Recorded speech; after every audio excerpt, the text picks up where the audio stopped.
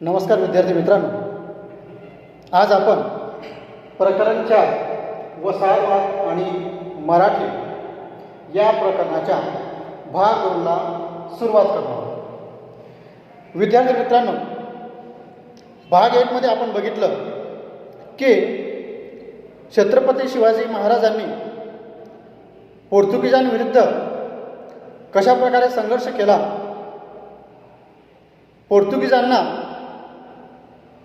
या आपल्या हद्दीतून कशा प्रकारे हुसकावून लावले, त्यांच्याशी एक प्रकारे सामना केला, संघर्ष केला आणि पोर्तुगीजांना आपल्या हद्दीतून त्यांना हुसकावून लावले. विद्यार्थी मित्रांनो, यातून आपल्याला दिसले की छत्रपती शिवाजी महाराजांची दूरदृष्टी कशा प्रकारची होती. छत्रपती शिवाजी महाराजांचे नियोजन कशा प्रकारचं होतं, त्यांचं युद्ध कौशल्य, रणनीती या सगळ्यांची माहिती आपल्याला भाग 1 मध्ये आपण बघितली. आता भाग 2 मध्ये आपण पोर्तुगीज आणि मराठी, पोर्तुगीज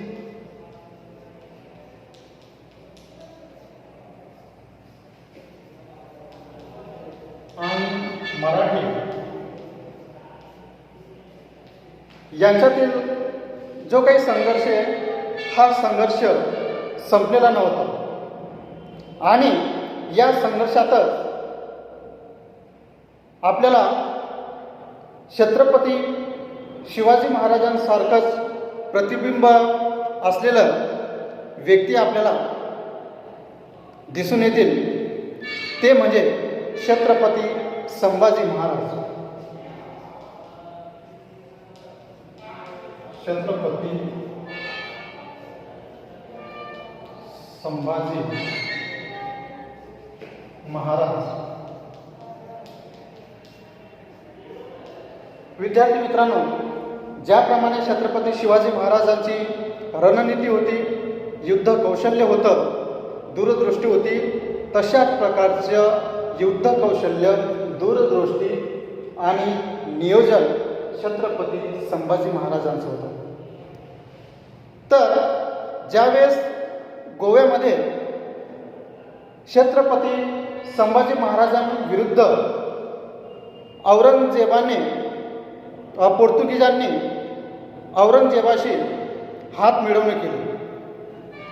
नीट लक्ष द्या, संभाजी महाराजांविरुद्ध पोर्तुगीजांनी काय केलं, औरंगजेबाशी हात मिळवणी केली आणि म्हणून महाराजांना ही बातमी लागली, त्याचा सुगावा लागला आणि म्हणून छत्रपती संभाजी महाराजांनी पोर्तुगीजांना आता आपण कायमचा धडा शिकवला पाहिजे म्हणून त्यांनी पोर्तुगीजांशी एक प्रकारे संघर्ष सुरू केला. तो कशा प्रकारे तर बघा, पोर्तुगीजांच्या हद्दीतलं जे काही रेवदंडा बंदर होतं, या बंदरावर छत्रपती संभाजी महाराजांनी हल्ला चढवला. कोणता बंदर? रेवदंडा.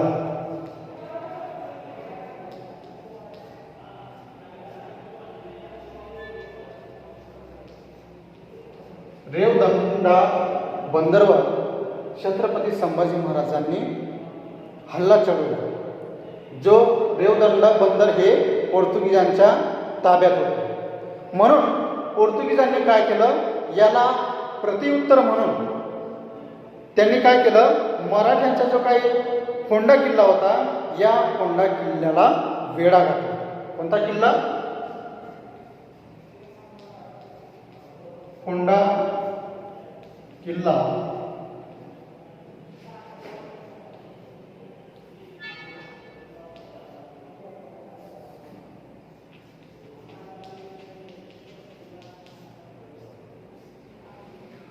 फोंडा किल्ल्यावर पोर्तुगीजांनी याला प्रत्युत्तर म्हणून हल्ला चढवला. हा जो काही हल्ला होता, हा हल्ला मराठ्यांनी अपयशी त्यांना ठरवलं. एक प्रकारे त्यांचा हा जो काही हल्ला होता, या हल्ल्याला मराठ्यांनी उत्तर दिलं. त्यांना या हल्ल्यामध्ये अपयश तर म्हणून पोर्तुगीजांनी सुद्धा काय केलं, मराठ्यांचा ताब्यात असलेला कोंढा किल्ल्याला वेढा दिला. कोणी? पोर्तुगीजांनी. कारण मराठ्यांनी काय केलं होतं, रेवदंडा बंदरावर हल्ला चढवलेला होता. म्हणून याला प्रत्युत्तर देण्यासाठी पोर्तुगीजांनी मराठ्यांच्या हद्दीतला जो काही कोंढा किल्ला होता, या कोंढा किल्ल्याला त्यांनी वेढा दिला. मात्र मराठ्यांनी हा जो काही त्यांचा वेढा होता, हा वेढा अपयशी ठरवला. बघा कशा प्रकारे मराठी आणि छत्रपती संभाजी महाराज यांची रणनीती होती, दूरदृष्टी होती. आपण म्हणतो की बाप जैसा बेटा आणि कुंभार जैसा लोटा, या पद्धतीने छत्रपती शिवाजी महाराजांचं प्रतिबिंब आपल्याला छत्रपती संभाजी महाराजांमध्ये दिसून येईल. पोर्तुगीजांकडे प्रशस्त असं आरमार असताना सुद्धा मराठ्यांनी त्यांच्या विरुद्ध संघर्ष केला आणि पोर्तुगीजांचा हा जो काही कोंढा किल्ल्यावरील हल्ला होता, हा हल्ला त्यांनी अपयशी ठरवला. याच्यावरनं आपल्याला कळून येईल की मराठ्यांची ताकद, मराठ्यांची शक्ती कशा प्रकारे होती, जी पोर्तुगीजांसारखं बलाढ्य असं आरमार असणाऱ्यांनासुद्धा त्यांनी या संघर्षात, या युद्धात त्यांना हरवलं. त्यानंतर काय झालं, मराठ्यांनी हा जो काही कोंढा किल्ला होता, हा कोंढा किल्ल्यावर विजय मिळवलेला होता. मात्र हा संघर्ष सुरू असतानाच त्यामध्ये पोर्तुगीज जो काही गव्हर्नर होता, हा गव्हर्नर जखमी झाला आणि म्हणून तो पडू लागला. संभाजी महाराजांनी त्याचा पाठलाग केला. त्याचा पाठलाग करत असतानाच मात्र एक बातमी कानावर आली संभाजी महाराजांची की मराठ्यांच्या दक्षिण कोकणात असलेला प्रदेशावर मुघलांनी आक्रमण केलेलं आहे. मुघलांनी एक प्रकारे त्याच्यावर हल्ला चढवलेला. कोणावर?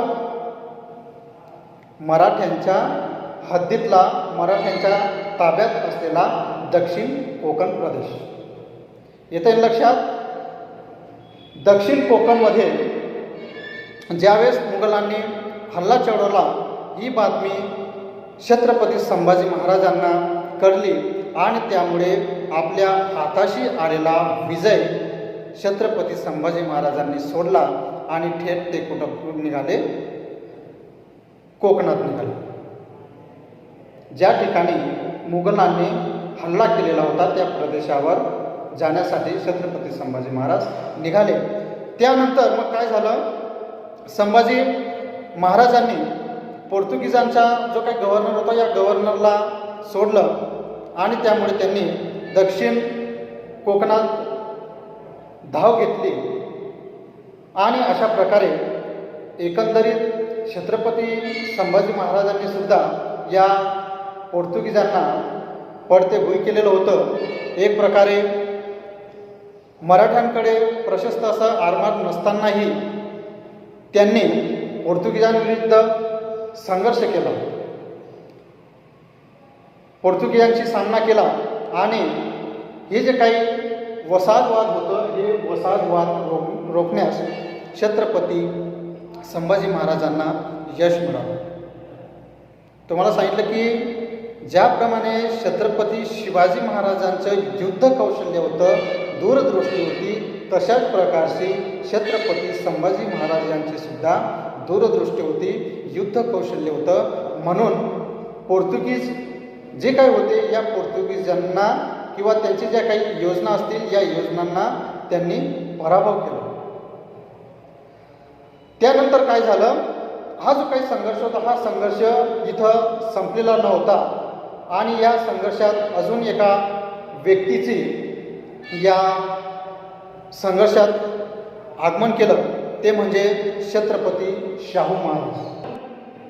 या पोर्तुगीज आणि मराठी यांच्या संघर्षात छत्रपती शाहू महाराज यांचे सुद्धा या संघर्षात आगमन झाले आणि वसाहतवाले स्थानिक लोकांवर मोठ्या प्रमाणे अन्याय अत्याचार करतायत ही बातमी छत्रपती शाहू महाराज यांना कळाली आणि त्यावेळेसच छत्रपती शाहू महाराजांनी थोरले बाजीराव पेशवे यांचे धाकटे बंधू चिमाजी आप्पा यांच्यावर जबाबदारी सोपवली. नीट लक्ष द्या. वसाहतवादवाल्यांवर मोठ्या प्रमाणावर स्थानिक लोकांवर अत्याचार करतायत. त्यामुळे या वसाहतवाल्यांविरुद्ध म्हणजेच पोर्तुगीजांविरुद्ध लढा देण्यासाठी त्यांच्याशी संघर्ष करण्यासाठी छत्रपती शाहू महाराजांनी काय केलं तर थोरले बाजीराव पेशवे यांचे धाकटे बंधू चिमाजी आप्पा यांच्यावर जबाबदारी सोपवली. आणि बघा चिमाजी आप्पांनी काय केलं, पहिल्याच प्रयत्नात ठाणे किल्ला जिंकून घेतला. चिमाजी आप्पांनी काय केलं, पोर्तुगीजांच्या ताब्यात असलेला जो काही ठाणे किल्ला होता हा ठाणे किल्ला पहिल्याच प्रयत्नात त्यांनी जिंकून घेतला आणि आपली जी काही प्रतिष्ठा होती, वर्चस्व होतं, हे वर्चस्व पोर्तुगीजांना सिद्ध करून दाखवलं. तर त्यानंतर मग एवढ्यावरच थांबले नाही तर साष्टी हे जे काही बेट होतं हे बेटसुद्धा चिमाजी आप्पांनी मार्च 1737 साली जिंकून घेतलं.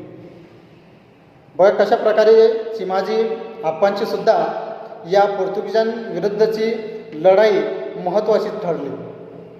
सुरुवातीला त्यांनी काय केलं, ठाणे किल्ला जिंकला. ठाणे किल्ला जिंकल्यानंतर साष्टी जे काही बेट होतं हे बेट मार्च 1700 तीही जिंकून घेतलं आणि एक प्रकारे पोर्तुगीजांना या संघर्षात त्यांनी हरवलं. तर आपल्याला असं म्हणता येईल की मराठ्यांकडे प्रशस्त असं आरमार नसताना सुद्धा या पोर्तुगीजांशी लढा दिला. पोर्तुगीजांकडे प्रबळ असं आरमार होतं, मराठ्यांकडे तशा प्रकारचं आरमार नसतानाही मराठ्यांनी पोर्तुगीजांविरुद्ध लढा दिला. एक प्रकारे पोर्तुगीजांना त्यांनी नमवलं आणि या पोर्तुगीज आणि मराठी संघर्षात पोर्तुगीजांना पराभव पत्करावा लागला. एक प्रकारे पोर्तुगीजांनी आणि या पोर्तुगीजांना मराठ्यांनी कशा प्रकारे धडा शिकवला, पोर्तुगीजांविरुद्ध कशा प्रकारे निकराचा लढा दिला याची माहिती आपणास समजलीच असेल.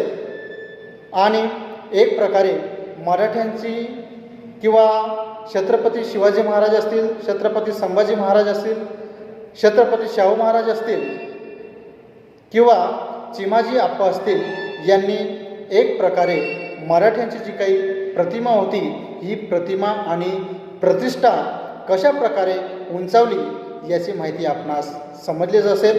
आता आपण इथंच थांबूया, पुढच्या भागात पुन्हा भेटूया. तोपर्यंत नमस्कार.